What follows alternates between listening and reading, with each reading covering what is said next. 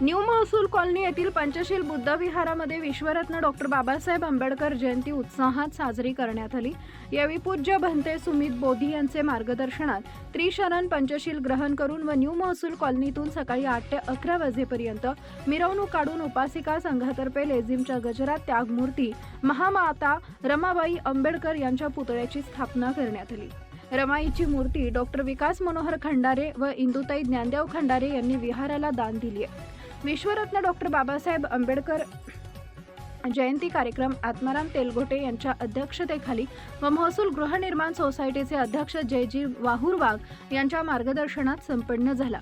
यावेळी विचारपीठावर नगरसेवक विनोद मापारी, नगरसेविका सोनाली अंधारे, गणेश अंधारे, उभाटा सेनेचे नगरसेवक शंकरराव लंगोटे, गटनेता विजय इंगळे, प्रमोद गायकवाड, सुरेंद्र अवगन यांची उपस्थिती होती।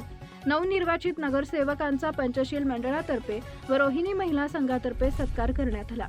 यावेळी अनय चक्रे व तनिष्का प्रदीप ठोंबरे व स्पंदन वानखडे या बालकांनी बाबासाहेबांच्या कार्यावर भाषणे दिली। अमित वानखडे यांच्याकडून सर्वांना मठ्ठाचं वाटप करण्यात आले।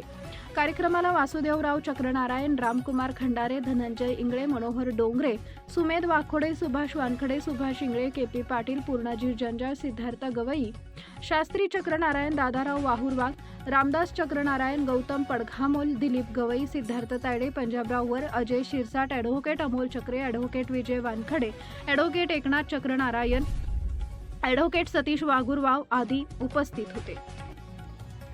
नवनवीन बातम्या पाहण्यासाठी आजच विदर्भ दूत न्यूज चॅनलला सबस्क्राईब करा आणि बेल आयकॉनला सुद्धा क्लिक करा।